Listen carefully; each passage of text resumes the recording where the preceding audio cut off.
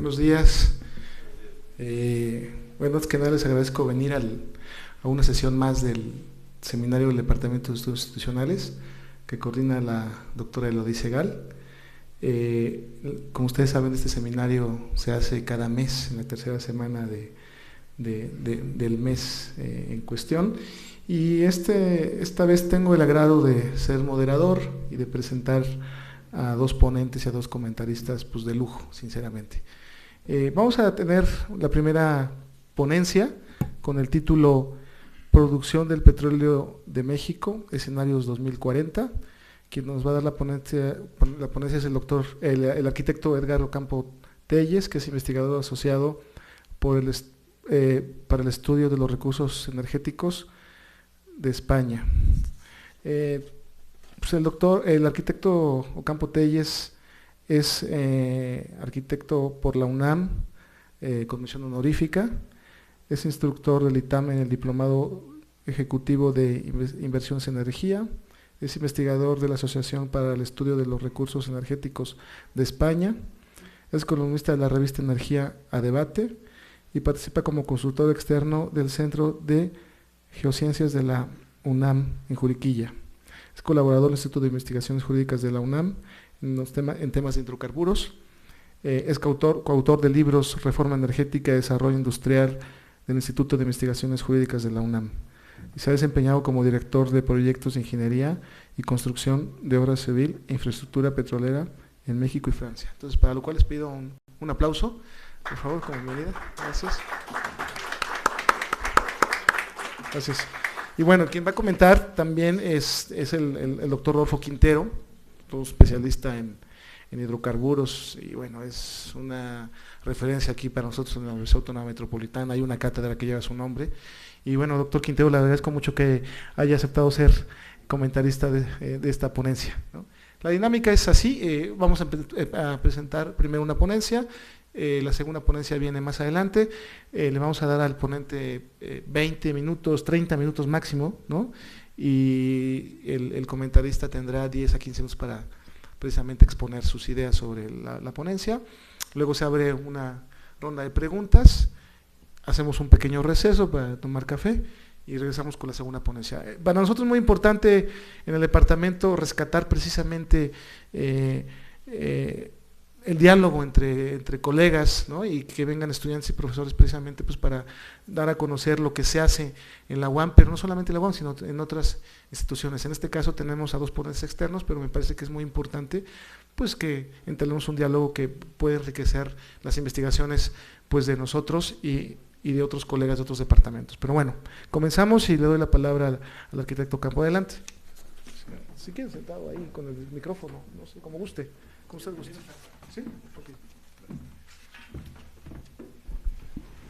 Buenos días. Quiero agradecer a la doctora Elodie Segal la invitación a esta universidad. Y para iniciar quisiera hacer énfasis en la importancia de por qué el tema del petróleo, ¿no? Antes de iniciar la conferencia. ¿Por qué el petróleo si yo estoy estudiando filosofía? ¿Por qué el petróleo si yo estoy estudiando contaduría? A mí qué me importa el petróleo si de todas maneras ya están las renovables, etcétera, ¿no? Entonces, para fijar la atención de ustedes en este tema y que no les parezca tan aburrido porque son muchos datos los que vamos a ver aquí, quiero mencionarles lo que para mí es el petróleo. La humanidad ha confiado al petróleo su habilidad para producir alimentos. La humanidad ya no sabe hacer alimentos sin petróleo. Para trabajar la tierra, para fertilizarla necesitamos petróleo, para cultivarla, para cosecharla, para transportar los alimentos hacia los centros de abasto necesitamos petróleo. Y el petróleo está en todo el proceso agroindustrial de la actualidad. Y la agroecología que se está empezando a desarrollar en este momento, los rendimientos son mínimos. La humanidad ha confiado al petróleo toda su agilidad para moverse, para transportar mercancías. Todo lo que nosotros comercializamos se mueve a través del petróleo.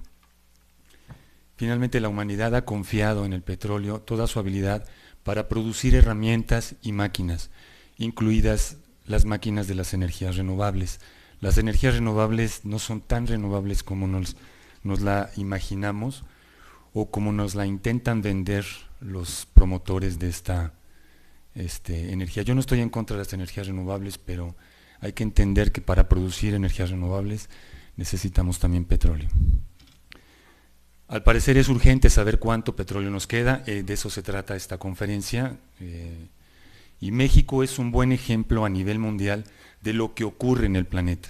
Lo que ustedes están viendo y van a ver aquí en México está ocurriendo de manera similar en todos los países petroleros del mundo. México fue un país afortunado geológicamente, tuvimos reservas muy importantes. Mi generación, la generación de los años 60, la generación de los años 70, disfrutamos de una abundancia impresionante de recursos en hidrocarburos, lo que a ustedes ya no les va a tocar.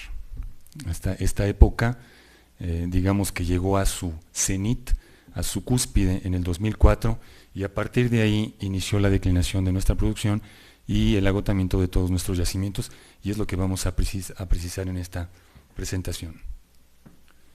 Este trabajo fue patrocinado por la UNAM a través del Instituto de Investigaciones Jurídicas, fue publicado en un libro que se llama Reforma Energética y el Desarrollo Industrial, fue presentado ante la Comisión de Energía del Senado de la República, y hoy esta presentación forma parte del plan de estudios del Diplomado de Inversiones en Energía en el ITAM, con el nombre de Áreas de Oportunidad de Producción Petrolera de México, Shale, Chicontepec y Aguas Profundas.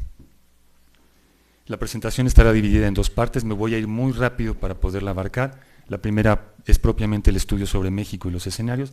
La segunda parte es una breve análisis sobre el mercado internacional del petróleo para ver cómo entra México a jugar ahora no como exportador, sino como importador de petróleo.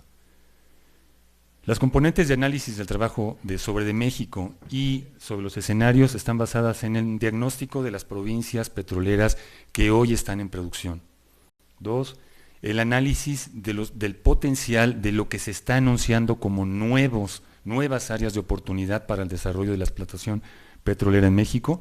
No sé si han oído hablar de que México tiene un tesoro escondido en aguas profundas. Esas son las nuevas áreas de oportunidad.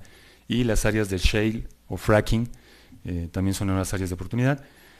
Vamos a trabajar extrapolando los índices del desempeño a nivel mundial en donde se tienen las mejores prácticas de explotación petrolera para ver cómo podemos esperar lo que va a ocurrir en México. Haremos un análisis de las tendencias estructurales que se están presentando en la explotación de petróleo. Ya no es lo mismo explotar petróleo como lo hacíamos hace 100 años. Y finalmente vamos a hacer un análisis de coyuntura de qué es lo que está ocurriendo en la industria petrolera internacional. Esta es una gráfica que muestra la acumulación de descubrimientos año con año. Es una gráfica que va de 1910 en el sentido horizontal hasta el 2010, y en el sentido vertical tenemos 2.000 millones de barriles de reserva probada, 4.000, 6.000, etc. Y como vemos, las acumulaciones de los grandes descubrimientos en México ocurrieron en 1980. A partir de ahí hemos encontrado cada vez yacimientos más pequeños y nos cuesta más trabajo localizarlos. Este barril que ustedes ven aquí representa todas las reservas petroleras mexicanas identificadas hasta el día de hoy. Son 94.000 millones de barriles los que se han identificado en nuestro país. Es una suma muy importante. Nos colocaría como el quinto país con reservas probadas del mundo. No estamos en esa posición porque, bueno, por las condiciones de explotación del petróleo, no todo el petróleo es igual. Pemex y las empresas petroleras nunca distinguen esta parte del petróleo. Si nosotros hiciéramos una clasificación del petróleo por las condiciones o las dificultades de explotación, quedaría dibujado de esta manera, en donde el petróleo fácil es el que está arriba, el más accesible, el de en medio es difícil y el de hasta abajo el muy difícil. Y como ejemplo les quiero mostrar el yacimiento Chicontepec. Allá por Poza Rica se descubrió un enorme yacimiento en 1926, pero no lo pudimos explotar. Es muy complejo, no tiene productividad, no tiene presión, tiene todas las dificultades técnicas de la industria petrolera están ahí. Lo hicimos a un lado y lo dejamos 80 años abandonado y nos dedicamos a explotar otras áreas petroleras de México, como el sureste, en Tabasco, y el Golfo de México. Y recientemente, hace 10 años, empezamos a explotarlo. Y todavía las dificultades nos hacen no poder desarrollar una producción importante en este yacimiento. ¿Cuánto petróleo nos queda de este barril? Esto es lo que nos queda. Hemos sacado del subsuelo mexicano, en más de 100 años de explotación petrolera, 57,000 millones de barriles. Ya se produjeron, ya se quemaron, ya no existen. Eso nos tocó a nuestra generación disfrutarlo, eso no les tocó a ustedes les toca la segunda parte. Nos quedan en reservas 3P, son las reservas probadas, probables y posibles, 37,000 millones de barriles, pero solo 9,700 millones son probadas. ¿De dónde hemos sacado el petróleo? Este mapa es muy elocuente para que ustedes se den idea de dónde está el petróleo de México. Pemex de repente presenta láminas en donde todo el país aparece coloreado con una abundancia impresionante de recursos de hidrocarburos, y en realidad el petróleo de México ha salido de ahí, de esa pequeña mancha que ustedes ven ahí. Es el territorio de Tabasco, sus costas y un cachito del litoral del estado de Campeche, frente a Ciudad del Carmen. Y la otra parte salió de la cuenca Tampico-Misantla, que es el norte de Veracruz y el sur de Tamaulipas. 47,800 millones de barriles salieron de las cuencas del sureste, es decir, el 84% del petróleo salió de ahí, y el 11% salió de la cuenca Tampico-Misantla. No hay más. Este mapa es suficiente para entender que el petróleo de México yace ahí. ¿Cómo fue extraído este petróleo? En esta gráfica vamos a analizar como si se tratara de un electrocardiograma, cómo sube y cómo baja la producción. En el sentido horizontal es una gráfica que va de 1900 al 2015, y en el sentido horizontal tenemos 500,000 barriles diarios. No sé si puedo apretar aquí. 1 millón de barriles diarios, 1.5, 2 millones, hasta 2,5 millones. Entonces iniciamos la producción en México en esta zona, Tampico-Misantla, por ahí de 1905, y este es su perfil de producción. En 1920, a pesar de lo rudimentario de nuestra infraestructura petrolera, logramos producir 500,000 barriles diarios. Era una producción enorme. Éramos el segundo o tercer país productor de petróleo en el mundo en esas épocas. Esta región quedó totalmente agotada, la hemos seguido explotando, sin embargo, ya está, es una región muy madura. Después, por ahí de los años 60, nos metimos a la parte de Tabasco, el territorio de Tabasco. Iniciamos con la cuenca Sánchez-Magallanes, 5 presidentes. Después el gran yacimiento Samaria del complejo J.B. Bermúdez, y finalmente Jujo-Tecuaminoacán. Estas áreas están en el territorio de Tabasco, cerca de Villahermosa, cerca de Cárdenas, cerca de estos poblados que están, Comalcalco, Cunduacán. Vamos a dejar estos perfiles como fondo y vamos a ver qué fue lo que ocurrió. Si se dan cuenta, ninguno de estos perfiles alcanza el 1,000,000 de barriles diarios, a pesar de que fueron cuencas muy importantes. Vamos a ver lo que pasó cuando nos metimos y nos remojamos los pies en el Golfo de México, en las aguas someras, frente a Ciudad del Carmen, en las costas de Campeche. Este es el perfil de producción de Cantarell, inicia en el 80 y alcanza más de 2 millones de barriles diarios, solo este yacimiento. Fue una verdadera peculiaridad geológica del planeta. El segundo yacimiento más grande del mundo ya no existe, ya nos lo acabamos. Llegó a su pico de producción en el 2004 y se ha desplomado hasta producir hoy unos 70,000 barriles diarios. Está totalmente agotado. Junto al yacimiento Cantarell tenemos el perfil de producción de Apcatum-Polchuk. Estos dos yacimientos, si se dan cuenta, estas dos regiones se explotaron a partir de 1980, rápidamente inició la producción. En esa misma zona encontramos un yacimiento que se llama Kumalopsap, pero como es petróleo pesado, petróleo de difícil explotación, lo dejamos. Lo iniciamos a explotar en los 80, pero no subió hasta el 2005, que inició el desarrollo de este yacimiento. Y actualmente lo tienen estabilizado en una producción diaria de 850,000 barriles al día. Pero la declinación de este yacimiento inicia este mismo año. Este mismo año este yacimiento va a empezar a desplomar su producción. Junto a estos 3 yacimientos, igual en aguas someras, en el litoral de Tabasco, encontramos la región de crudo ligero marino, o litoral Tabasco, y este es su perfil de producción. Entonces, recientemente Pemex ha encontrado yacimientos y los anuncia como grandes hallazgos, o sea, la abundancia petrolera regresa, y este es uno de los proyectos que la década pasada se estuvo desarrollando a Yatzil Tequel junto con la producción de Ximinxush, igual en las aguas someras, y este es el perfil de producción de este proyecto, según Pemex. Este proyecto lo vamos a indicar aquí para que vean la dimensión de lo que ahora Pemex llama enormes yacimientos. Esto es lo que representa este último hallazgo de Pemex. Ya no estamos encontrando petróleo en las mismas cantidades que lo encontrábamos hace 30 años. ¿Dónde están las reservas probadas de México? Esta es una tabla de las reservas probadas de México que la SEC, la Security Exchange Commission de los Estados Unidos, valida a la CNH, Comisión Nacional de Hidrocarburos, y esto representado gráficamente indica que el 90% de las reservas probadas de nuestro país están en Tabasco y en el litoral de Tabasco, y el 10% están en la cuenca Tapinco-Misantla. No hay más reservas probadas. Las reservas probadas son aquellas que se pueden recuperar con un 90% de certidumbre con la tecnología actual y los precios actuales del petróleo. Vamos a las reservas 3P, las reservas probables, con un 50% de certidumbre de ser recuperadas, y las reservas posibles, que están todavía mucho más en el ámbito de las buenas esperanzas, con un 90% de incertidumbre de que sean recuperadas. Esta es una tabla de Pemex. Aquí tenemos las reservas 1P, 2P y 3P. Vamos a concentrarnos en esta tabla y la vamos a reflejar gráficamente en el mapa de la República. Casi el 60%, nuevamente, las cuencas del sureste, Tabasco y su litoral, 34% en la cuenca Tampico-Misantla y el 5% está en las aguas profundas del Golfo de México. Esto es el petróleo con el que contamos. Ahora nos hablan de que hay recursos prospectivos que todavía están en un nivel de incertidumbre mayor. ¿Qué es lo que está en esta columna de aquí? Representado gráficamente en nuestro mapa de la República, el 30% está en las cuencas del sureste, 5% en Tampico-Misantla y el 53% está en las aguas profundas del Golfo de México.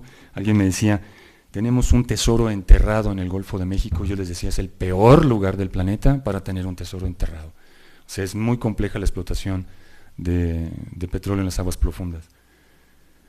Y finalmente el petróleo no convencional, aquel petróleo que solo se puede extraer con métodos del fracking, fracturación hidráulica.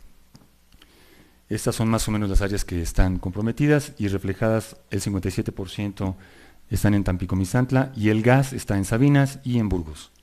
Es básicamente las reservas.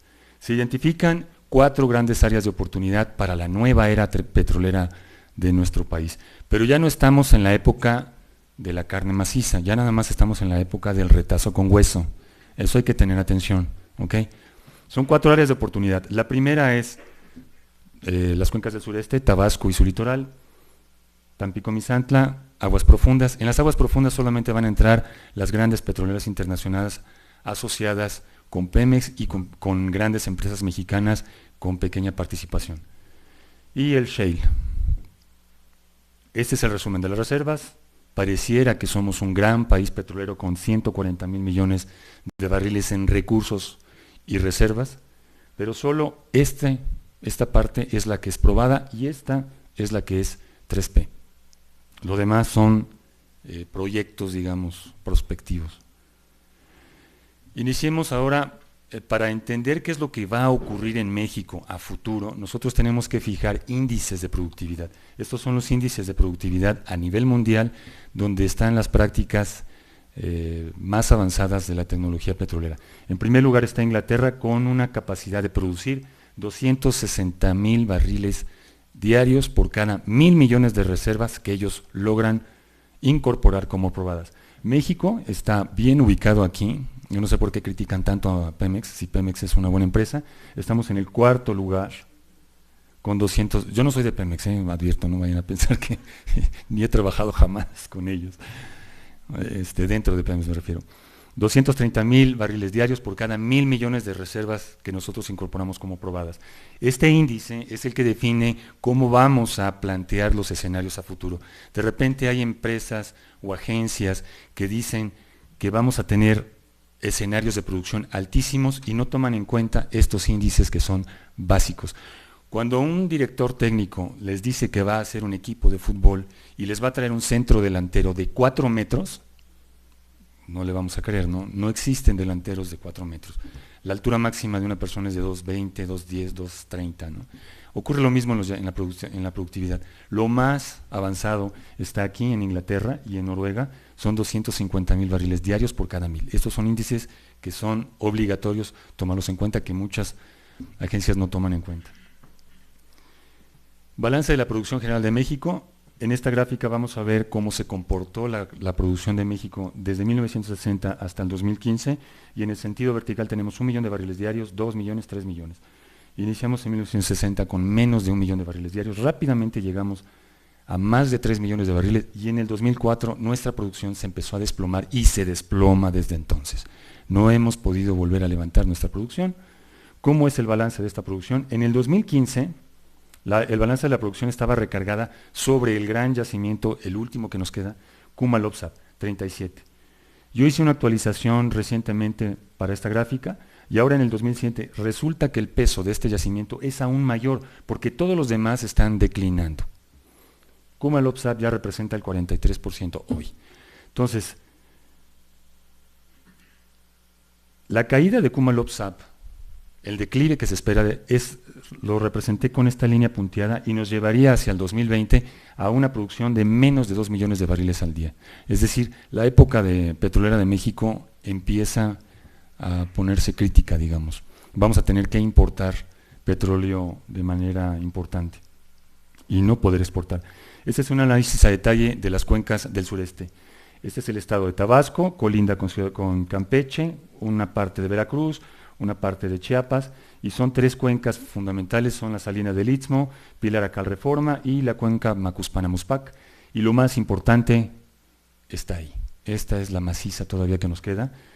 El 70% de las reservas probadas del país están aquí, en Kuma-Lopsap, Cantarell y el resto de los yacimientos que se encuentran por ahí. Este es un análisis del declive que se espera de Kuma-Lopsap, el último gran yacimiento que aún tenemos en producción con 850,000 barriles diarios. Este estudio lo hizo un equipo de técnicos petroleros mexicanos, y esta gráfica la extraje de esa presentación para que vean ustedes que la estabilización que tenemos de este yacimiento llega hasta el 2017, y a partir de ahí inicia una pendiente importante de declinación. Hacemos un close-up, un acercamiento hacia esta área, y en 4 años vamos a perder 500,000 barriles diarios de producción, que es difícil compensar con nueva producción. Nuevos proyectos para levantar 550,000 barriles diarios es muy complicado. Esta es la curva de producción de Cantarell, que va de 1990 hasta el 2016. Como vemos, alcanzó su pico de producción en 2004 y de ahí se desplomó.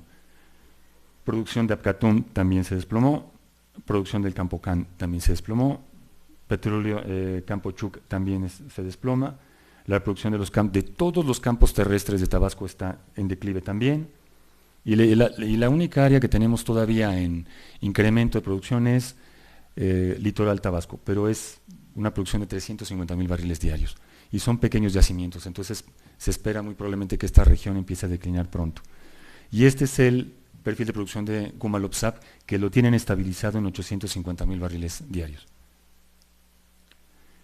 La segunda área de oportunidad es la cuenca de Tampico-Misantla, por ahí por donde está Poza Rica, el norte del estado de Veracruz, donde encontramos el gran yacimiento Chicontepec, descubierto en 1926, volumen original de reservas de 137,000 millones de barriles. Eso es una catástrofe geológica, o sea, es una cantidad enorme de petróleo, pero está dañado geológicamente este yacimiento. Solo tenemos incorporadas 700 millones de barriles diarios de esta enorme cantidad, y estas son las complejidades de explotación de este yacimiento. Estos son los perfiles de producción que se esperaban de este yacimiento. Inicialmente, en el 2008, se pensó que llegaría a 400,000 barriles, perdón, 2006, este era el perfil que esperaban de producción de este yacimiento. Luego en 2008 hubo una corrección y pensaron que este yacimiento, estos eran pronósticos, y la producción real fue esta, la que ustedes ven que se despliega abajo. O sea, muy lejos de lo que se estimó que iba a ser la producción. Es muy complejo este yacimiento. Las áreas del Golfo de México, aguas profundas, esto es lo que está licitando la CNH, y según las estimaciones de reservas tenemos 28,000 millones de barriles escondidos en alguna parte del Golfo de México. Para analizar lo que ocurre en el Golfo de México mexicano, solo tenemos que ir a la parte del Golfo de México norteamericano para ver qué podemos esperar. Es un trabajo de análogos, es una región geológica similar, y del lado norteamericano, lo que está en el Golfo de México nunca ha pasado de 5,000 millones de barriles de reserva probada, y ellos tienen recursos prospectivos en el Golfo de México por 54,000. Nosotros tenemos 28,000. Ellos tienen 54,000. De estos 54,000, solo han podido incorporar como reserva probada solo esta pequeña parte, 5,000 millones de barriles. Es decir, un 10%. Si nosotros establecemos este criterio para, en el mejor de los casos, ver qué es lo que vamos a poder incorporar, podemos pensar que de aguas profundas vamos a incorporar más o menos 2,000 millones de barriles en reservas probadas. Este es el perfil de producción de aguas del Golfo de México de los Estados Unidos.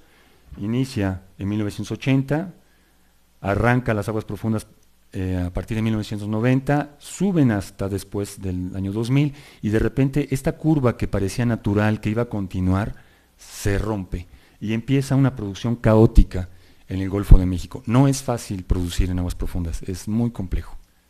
Entonces, del lado americano, lo más que han logrado producir es 1,5 millones de barriles al día. Entonces, si se hacen anuncios de que en el Golfo de México, de nuestro lado, vamos a producir 2 millones de barriles al día, es una mentira absoluta, jamás.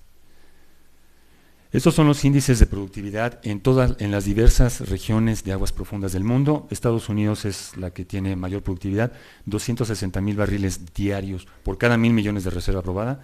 Angola tiene 190,000 por cada 1,000 millones de reserva, y Brasil tiene 170,000 producción diaria por cada 1,000 millones de barriles. Estos índices son los que se van a aplicar para la formulación del escenario a futuro de la producción de México, en particular en el área del Golfo de México.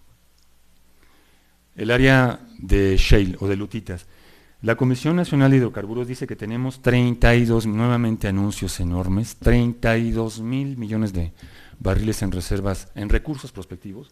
Sin embargo, el Departamento de los Estados Unidos dice que no tenemos 32,000, que tenemos 13. O sea, menos de la mitad.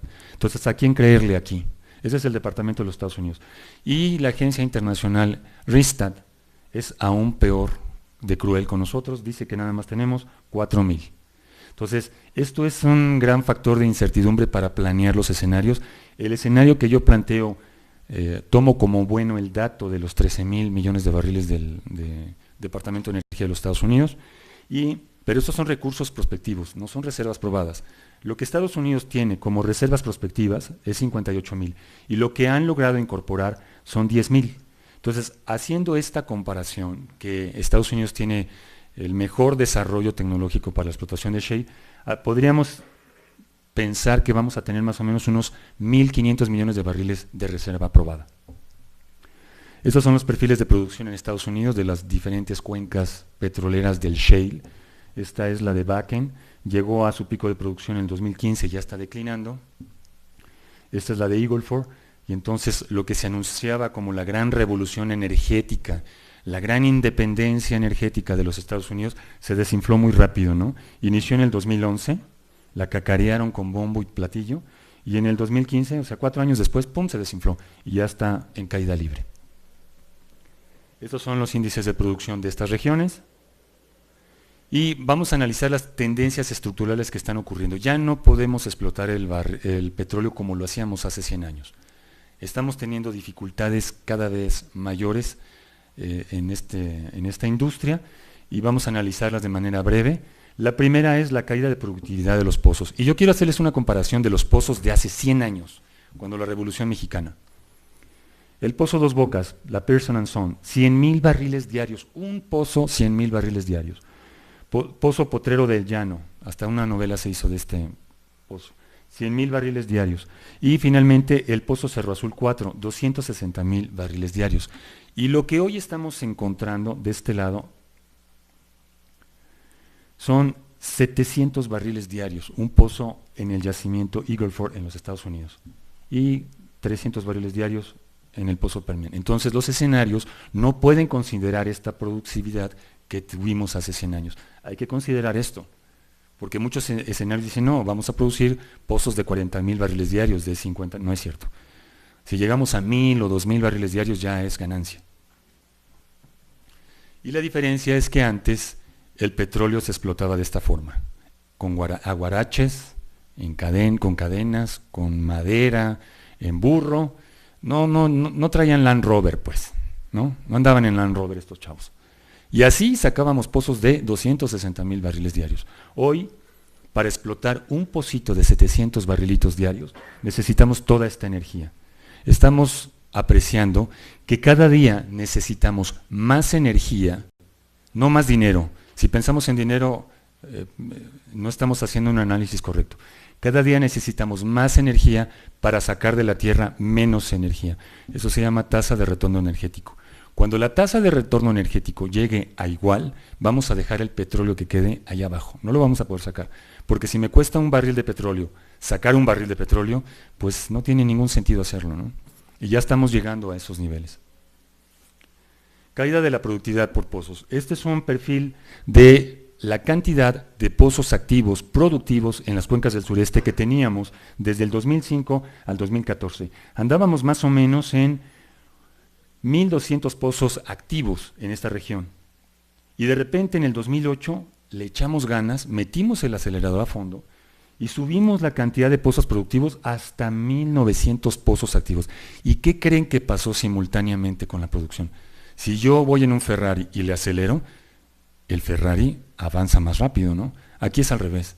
Te subes a tu Ferrari, le aceleras y el Ferrari va más despacio. La producción de petróleo de México cayó, a pesar de que abrimos más pozos activos. Ese es otro fenómeno que está ocurriendo.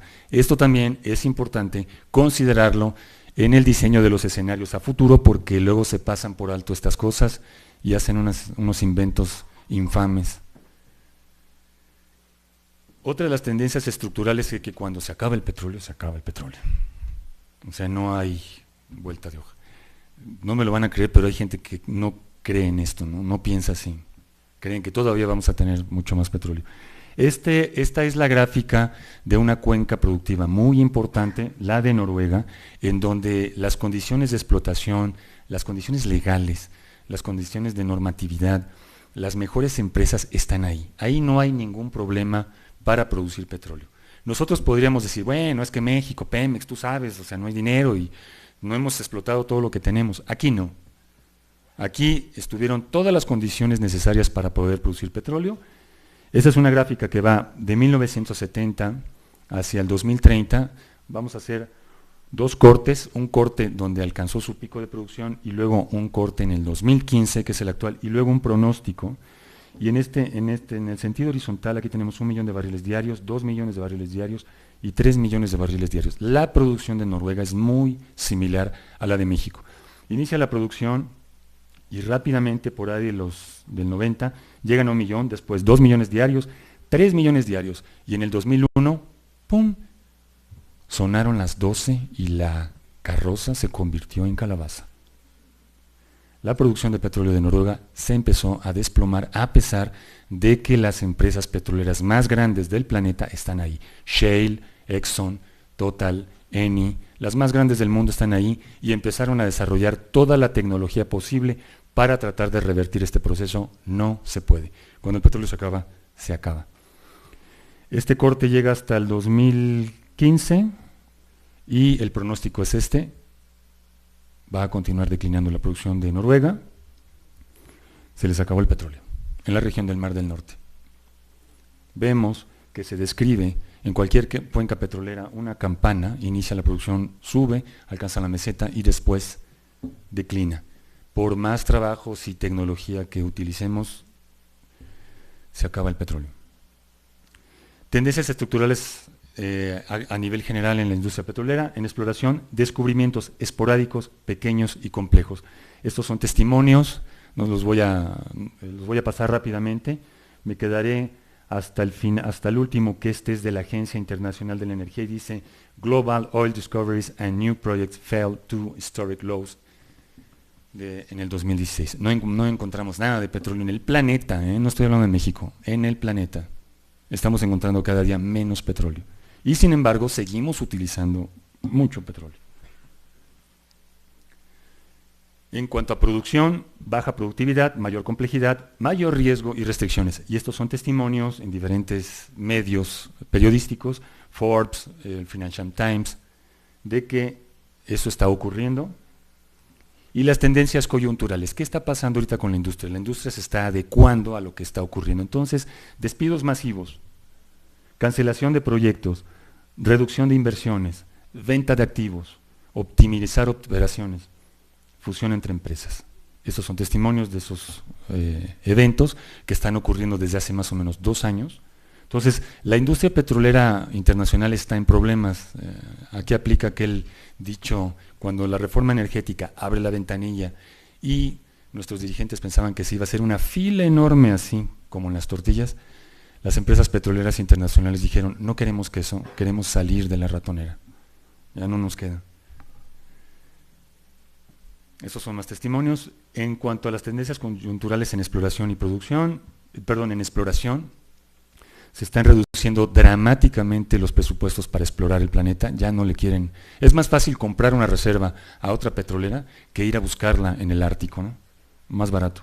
Las inversiones en exploración y desarrollo también están declinando y las ganancias de las malas petroleras están cayendo, ¿no?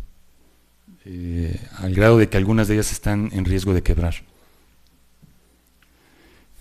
Conclusiones finales para los escenarios. Primero, no sé si voy bien en el tiempo o voy más rápido. Entonces no creo que me dé tiempo, voy a ir más rápido. Las provincias petroleras mexicanas se encuentran en fase de avanzada madurez, eso es indiscutible. La producción está declinando desde hace 12 años, es indiscutible. Los descubrimientos son más pequeños. Las áreas de oportunidad tienen potencial, pero son muy complejas de desarrollo. Las tendencias de explotación petrolera indican que cada vez es más difícil y la industria petrolera mundial está desmantelándose. Todos estos elementos se consideraron para el desarrollo de los escenarios. Esta es la fundamentación del escenario alto. No me voy a detener aquí porque no me va a dar tiempo. Es importante esto, pero no me va a dar tiempo. Esta es la tabla de fundamentación del escenario bajo. Y aquí vamos a describir la gráfica de lo que actualmente está en producción. Inicia su producción en 1960, ya son todos los yacimientos superpuestos, alcanzamos los 3.4 millones de barriles como Noruega, y después nuestra producción, ¿qué pasó? Empezó a caer. Hacemos un corte al 2015 y lo que sigue es esto. A pesar de la reforma energética, nuestra producción petrolera actual va a declinar. Fundamentalmente porque esta parte, que es Kumalopsap, se va a desinflar rápidamente. Vamos a ver lo que podemos hacer con las áreas de oportunidad que se van a desarrollar. Este es el escenario alto. Esta es la producción de las reservas prospectivas en las cuencas del sureste, Tabasco y su litoral. Este es Chicontepec, la zona de Tampico-Misantla, aguas profundas y el shale.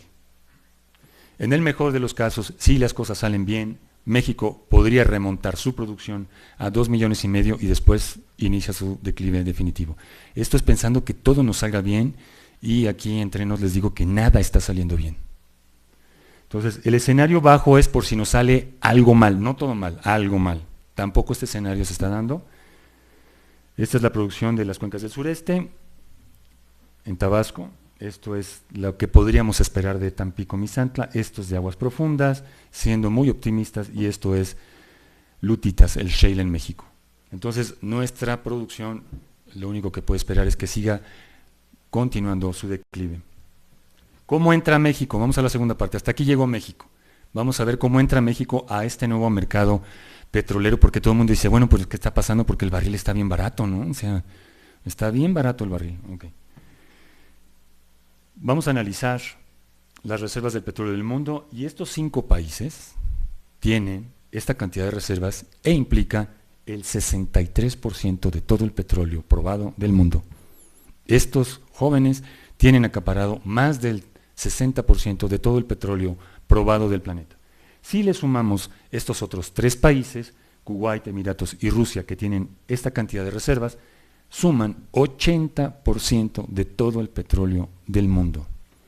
Si le sumamos estos otros 6 para llegar a 14, esas son sus reservas, y el 92% del petróleo del mundo está aquí. Si México necesita importar, va a tener que preguntarle a cualquiera de estos países si le quiere vender petróleo.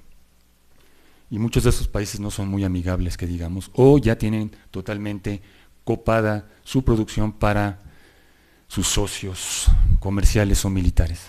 México está aquí, en la posición número 17, tenemos reservas con un ratio de unos 12 o 13 años. Y esto es lo que queda de petróleo en el planeta. La suma de todo el petróleo probado del planeta, esta es una tabla del Departamento de Energía de los Estados Unidos, dice que son 1.6 millones de barriles de petróleo. Eso es lo que queda en el planeta. Consumo mundial de petróleo. El mundo consume 92 millones de barriles al día.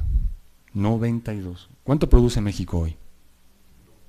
2 millones al día. ¿Cuántos Méxicos se necesitan para abastecer eso? 46. 46 Méxicos para... Si yo multiplico esta cantidad por 365 días al año, el mundo consume 33.000, hasta los números se me hacen complicados, que equivalen a las reservas de Nigeria. O sea, si el mundo se pusiera a consumir solo las reservas probadas de Nigeria, en un año, ¡fum! Flit. ¿Cuánto tiene? ¿En qué lugar está Nigeria? Voy a regresar rápidamente. Nigeria en el 10. ¿Ok? Bueno, seguimos. Si yo multiplico esto por 10 años, son 336.000 millones de barriles. Ni Venezuela los tiene, y Venezuela está en el primer lugar mundial con reservas probadas de petróleo. Vamos muy rápido. Quiere decir que en 30 años, de aquí que ustedes tengan mi edad, y yo me siento bien para continuar viviendo, el mundo va a haber agotado 1 millón de millones de barriles de petróleo al día. Eso hay que tenerlo en cuenta.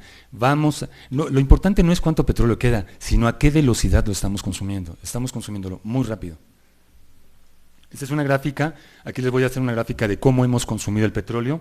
Va de 1880, cuando inicia la producción petrolera mundial, hasta el 2035.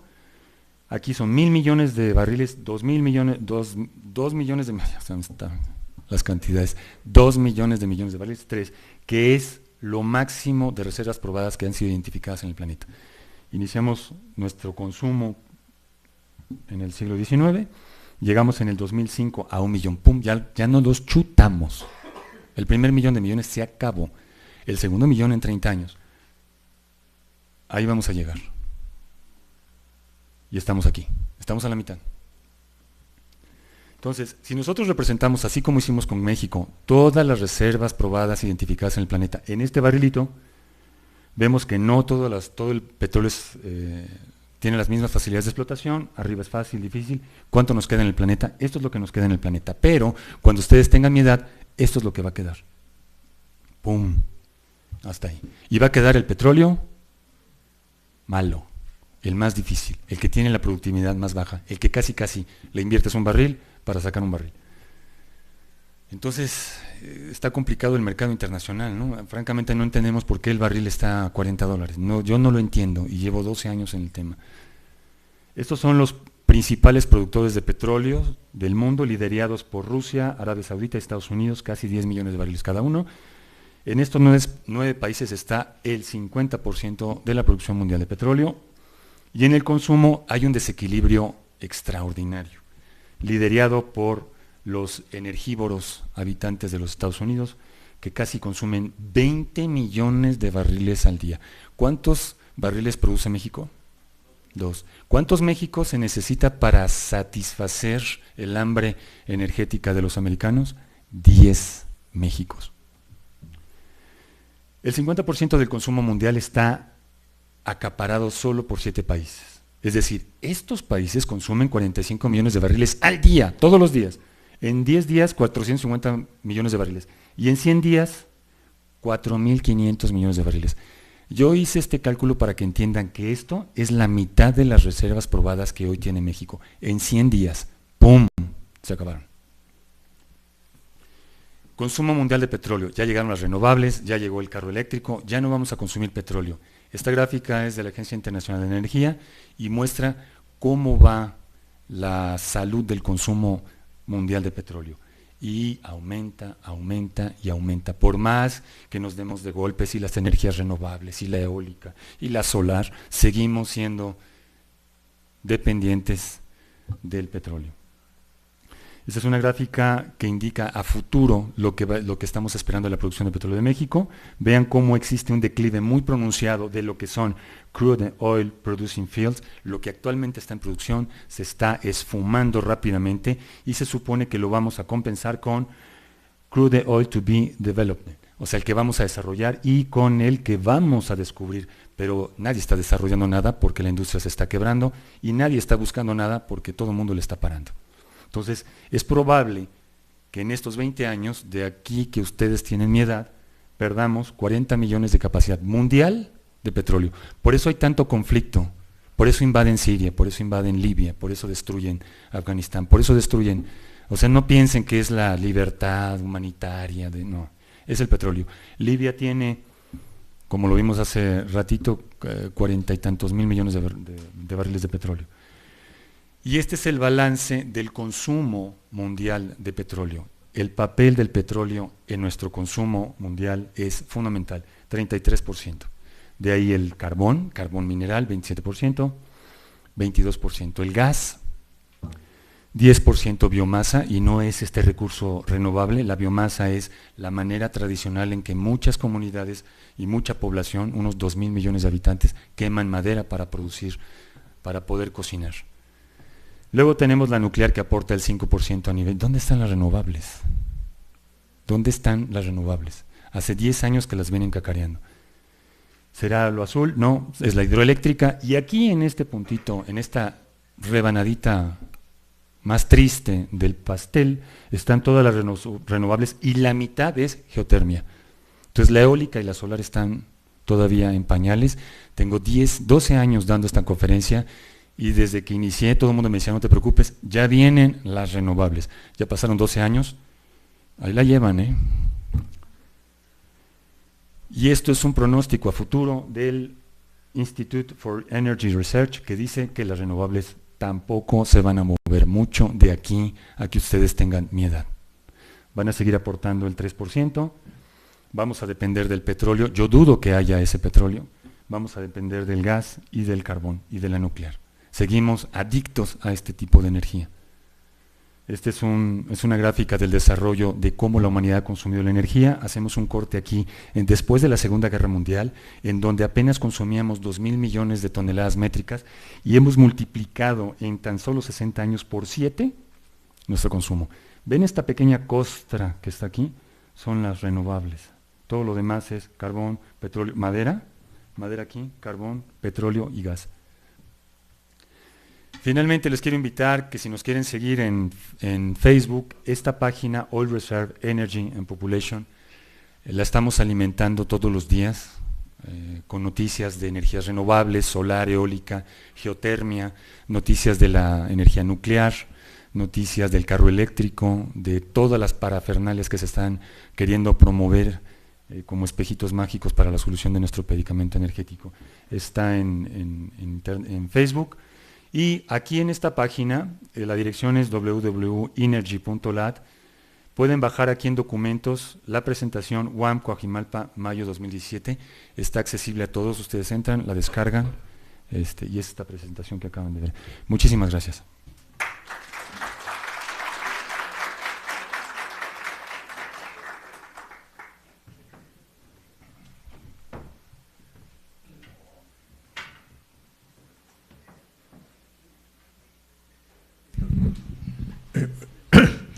Pues buenas tardes a todos. Yo soy Rodolfo Quintero y tengo quiero agradecer a Elodie Segal y aquí al departamento que me han invitado como comentarista.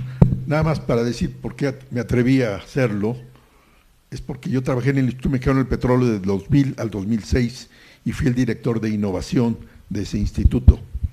Entonces, algunas cosas de las que dijo el arquitecto Campo, en aquellos años, hace 17 años, se hablaba de ello. Y voy a hacer algún comentario en ese sentido hacia el final de mi plática.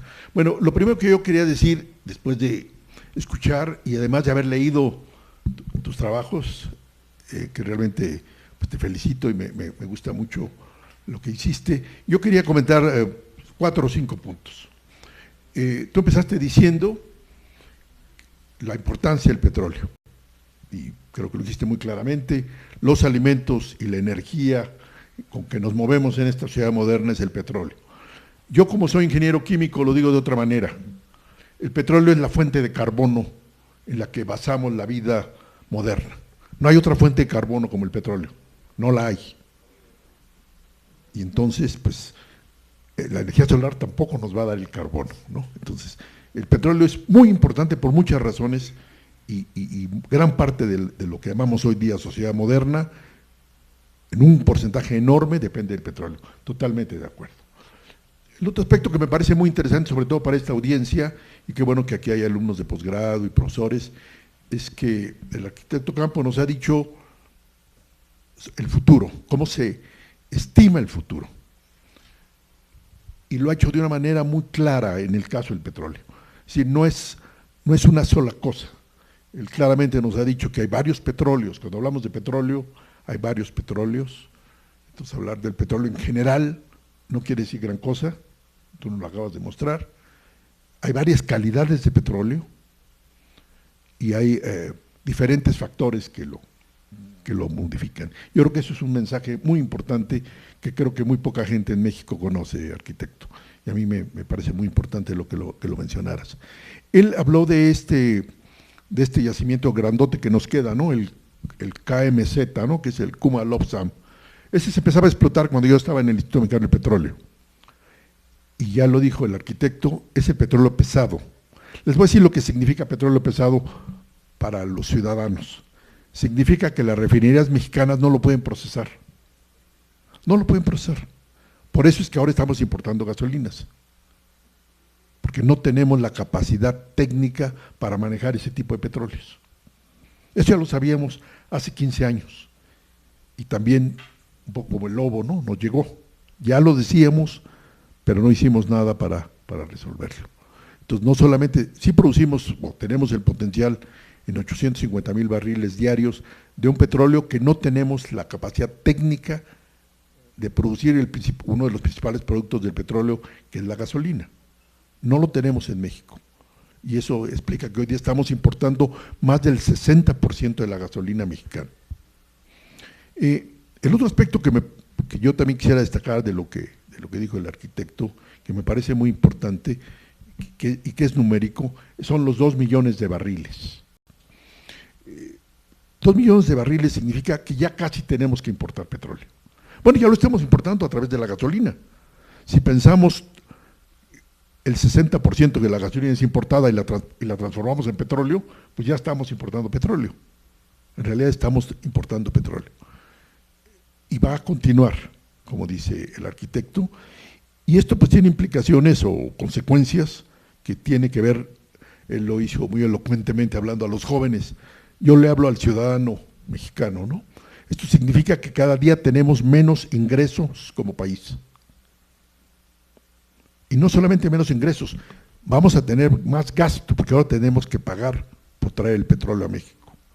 Entonces, todavía el día de hoy, creo que en El Economista o en algunos de estos periódicos donde se publican noticias económicas, se decía que la renta petrolera todavía está dentro de las 5 principales fuentes de divisas del país. Yo creo que en muy poco tiempo dejará de estarlo. Ya no estará. Y entonces a todos los que nacimos después de la Segunda Guerra Mundial, yo nací antes que tú, pero todavía estoy aquí, pues ya no existe. O sea, yo me acostumbré a una vida donde la renta petrolera era lo fundamental para este país, en términos económicos. En pocos meses, quizás este año o el próximo, ya no será uno de los principales 5. Quién sabe a qué lugar vaya bajando. Y eventualmente pues desaparecerá porque ya seremos importadores. Y eso creo que tiene consecuencias enormes desde el punto de vista social, económico y sobre todo de desarrollo de esta sociedad, de nuestra sociedad. Porque pues los que han visitado algún país que es importador de energía, por ejemplo nuestros países hermanos en América del Sur, vean ustedes, vayan a alguno de esos países y pregunten lo que es ser un país importador de energía. Y que por lo tanto, si el barril sube de 40 a 100, esos países quiebran, básicamente, no tienen cómo manejarlo. Entonces yo creo que tendrá grandes consecuencias socioeconómicas esto que está pasando. Y otra cosa que creo que se puede derivar de lo que nos presentó el arquitecto, particularmente a los que les interesa la política, yo también he venido diciendo ya desde hace algún tiempo que esta situación no es de este gobierno. Aquí estaba yo leyendo una noticia de periódico donde decía que Peña Nieto mató a la gallina de los huevos de oro, de estas noticias que se publican, ¿no? No es cierto. La gallina de los huevos de oro empezó a declinar de hace 12 años, ¿verdad? Y va a continuar. Eso es lo más preocupante. Entonces, casi no importa qué gobierno tengamos próximo, será un gobierno más pobre, con menos recursos. Y eso pues nos va a afectar en muchas formas al ciudadano común y corriente. En términos, los que son estudiantes y que esperaban una beca, pues seguramente se reducirán las becas. Los profesores universitarios o las universidades públicas, que dependemos grandemente del subsidio federal, pues tendremos menos recursos. Creo que podemos hacerlos como de pitonizos en el sentido pesimista. Yo creo que es claramente demostrable, por lo menos en cuanto a petróleo, que eso es lo que nos avecina. Y es lo que hoy día el arquitecto nos ha comentado. No es que queramos o no que pase, sino es lo que podemos racionalmente decir que va a pasar. Y yo sí creo que el trabajo de él apunta con toda claridad a que el futuro con respecto al petróleo en México, pues por lo menos como fuente de riqueza, continuará declinando. Estos últimos comentarios que hizo el arquitecto nos presenta el futuro, ¿no? Donde hizo la perspectiva hasta el 2040. Bueno, pues aún en el caso del optimismo, pues llegaríamos a 2.5 millones de barriles, ¿no? Parece entonces, con el crecimiento de la población y con el consumo, creo que también seguiríamos quizá todavía siendo importadores, ¿no? Entonces, no es que se quiera plantear un panorama negro para el futuro, es que es negro. No podemos decir que va a ser gris. Y el otro aspecto que él menciona con toda claridad, pues que es que las energías que estamos suponiendo que estamos desarrollando para reemplazar a esta desaparición del petróleo, esta disminución en el petróleo, pues todavía están lejos, ¿no? Estamos hablando más del 2040. Y bueno, pues para los que ya no vamos a estar en el 2040, pues no lo vamos a ver. Para los que estén, pues ya veremos cuánto realmente pudieron aportar. Y lo último que quisiera decir, para que todavía tengamos algunos minutos para preguntas, es que México como país, y esto es quizá lo preocupante, sí sabíamos esto en el año 2000.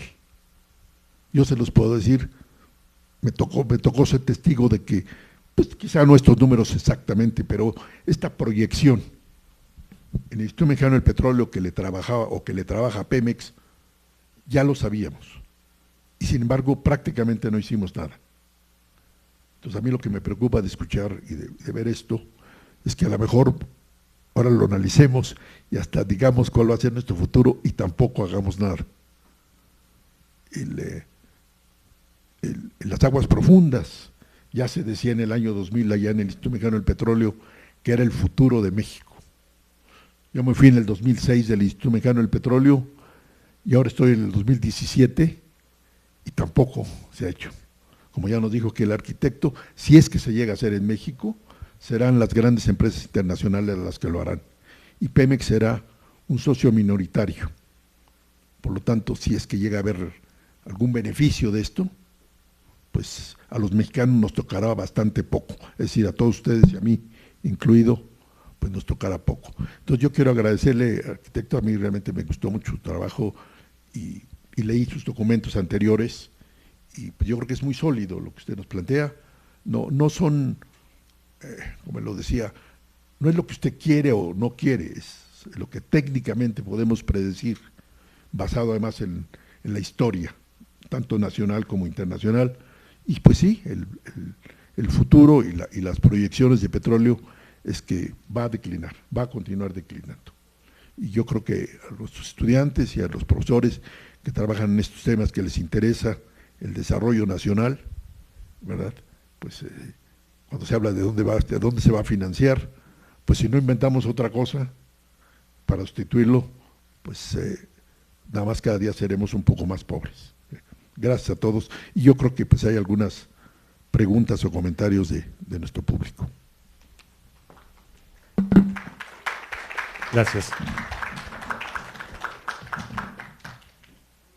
Vamos a pasar a una sesión de preguntas. Quizás si quieren empezar a elaborar un poco sus preguntas, yo les voy a leer una que aparece en nuestro canal de YouTube de la UAM Guajimalpa para empezar, de Fabián. ¿Cómo se vincula este diagnóstico pesimista realista sobre la producción petrolera mexicana mundial con el cambio climático y qué implica en términos de estrategias de adaptación, mitigación? Sería la primera que viene de nuestro canal, y si hay otras. ¿La contesto de una vez? O? Sí, claro. Okay. No sé si tengo sonido en este… ¿Se escucha bien? Tenemos un trinomio a nivel, digamos, de análisis más abstracto de lo que hacemos. Uno es, consumimos la energía. Con esa energía transformamos los recursos naturales y en esa acción generamos un impacto ambiental. Entre más energía se consume, más impacto ambiental. Si queremos más renovables, más eólicas, más impacto ambiental. Suena ilógico, pero es así. ¿Por qué? Porque las torres eólicas se montan con acero, con concreto, con varillas, con fibra de carbono, y estos generadores que están hasta arriba son 90 toneladas de la tecnología más avanzada, en donde hay fluidos, aceites, mangueras, empaques derivados del petróleo. Entonces, nuestro consumo energético impacta al ambiente, y lo que estamos viendo es que las alternativas se nos están agotando. Hace 12 años, en estas conferencias, me hacían pedazos con temas de, ya está la renovable eólica, ya está la solar, ya viene el carro eléctrico. En ese entonces el carro eléctrico todavía no estaba desarrollado, era el híbrido, el famoso Toyota Prius, y parecía que había solución. Y los biocombustibles eran las soluciones mágicas, ¿no? El ser humano tiende siempre a hacer un acto de fe y decir, ya inventará el poderoso ingenio humano una solución para salir de este atolladero. Han pasado 12 años y esa solución mágica del poderoso ingenio humano no ha llegado. Seguimos agarrados a las mismas fuentes de energía, madera, petróleo, gas, carbón y el peligrosísimo uranio. Las renovables no se desarrollan porque tienen limitantes físicas impresionantes. O sea, podríamos hacer una conferencia de 3 horas sobre la eólica y se darían cuenta de todos los problemas que tiene esta energía. Lo que estamos haciendo, yo quiero poner como ejemplo de esta pregunta que nos llegó del sitio de la UAM en YouTube, el caso de Japón. Japón tuvo una explosión nuclear en el 2011, se le fue de las manos Fukushima y les reventaron 4 reactores. En ese entonces el consumo de Japón estaba equilibrado, no tengo la gráfica aquí, es una gráfica muy elocuente. Indica que su dependencia a los hidrocarburos era del 83%. Hoy, 6 años después, su dependencia a los hidrocarburos es del 93%. Aumentaron su consumo de petróleo, de gas y de carbón. Esta oportunidad para Japón de ir hacia las energías renovables era único y no lo aprovecharon. Las energías renovables no son opción para muchos países, no hay viento o no hay sol, entonces no son opción y tienen que recurrir a lo que queda, digamos, de lo que estamos rascándole geológicamente al planeta. Y el impacto es cada vez más brutal porque nos estamos quedando con la parte de las energías que tienen menos densidad de energía, el carbón malo, el petróleo malo, vamos a empezar a explotar el Ártico, etcétera, ¿no? El impacto ambiental depende de nuestro consumo de energía. ¿Cuál sería la solución? reducir nuestro consumo de energía. Alguien decía, ya inventaron la energía más barata, más limpia y más eficiente del mundo. Desde hace mucho tiempo la inventaron. ¿Cuál es esa energía? La que no se usa. El ahorro energético, en el ahorro energético hay inmensos yacimientos de energía que no vamos a necesitar y con eso reducimos nuestro impacto ambiental, porque el impacto ambiental ya es crítico, ya rebasamos la raya de los 400 partículas por millón, que nunca antes se había ocurrido, según el Club de Roma y el estudio de los límites del crecimiento, el estudio Medox. Muchos de los efectos de la contaminación llevan un retraso de unos 15 o 20 años, los vamos a empezar a ver pronto.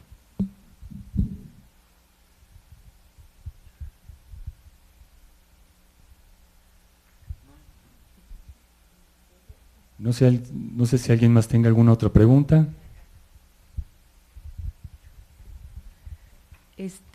Bueno, mi duda básica, si estamos viendo su trabajo y nos dice que para dentro de 25 años ya no se va a pensar en invertir, bueno, como usted menciona, desde ahorita ya se están disminuyendo las inversiones en las cuestiones petroleras, porque ya se está sabiendo lo que viene. Entonces, por ejemplo, ¿en qué se está invirtiendo? O sea, ¿qué no existe ahorita otra forma de ver las inversiones? ¿En qué se está pensando en invertir? O sea, ¿en qué tipo de energía? Si ya existe este escenario, ¿cuáles son las partes que ahorita en México se tiene que invertir? O sea, porque el escenario está, pero ¿qué se enseña entonces ahora? ¿En qué se tiene que invertir? O sea, ¿qué queda si desafortunadamente estamos haciendo caso omiso de las advertencias? Pero entonces, precisamente, ahora las inversiones, ¿hacia dónde se tienen que inclinar para, bueno, solucionar o pretender solucionar esto en el futuro? Gracias. Yo creo que nuestro país debe de tener clara una estrategia o un programa nacional de energía que considere y que sea coherente con esto. Número 1, que se acabó el petróleo.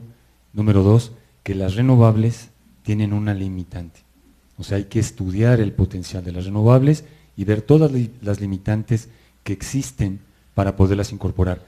Nada más les voy a dar una rápidamente. La red nacional, cualquier red nacional de energía eléctrica de un país no tolera más allá de un 10%, un 15% de renovables, porque cuando no hay viento o cuando es de noche, esas centrales no generan electricidad y ponen en tensión a la red nacional que necesita suministrar energía eléctrica en todo momento, las 24 horas. Es muy difícil seguir, para las empresas de energía eléctrica, seguir esa curva con las renovables porque depende del clima. Y ha habido ocasiones en que ni hay sol ni hay viento, y en Europa están resintiendo eso.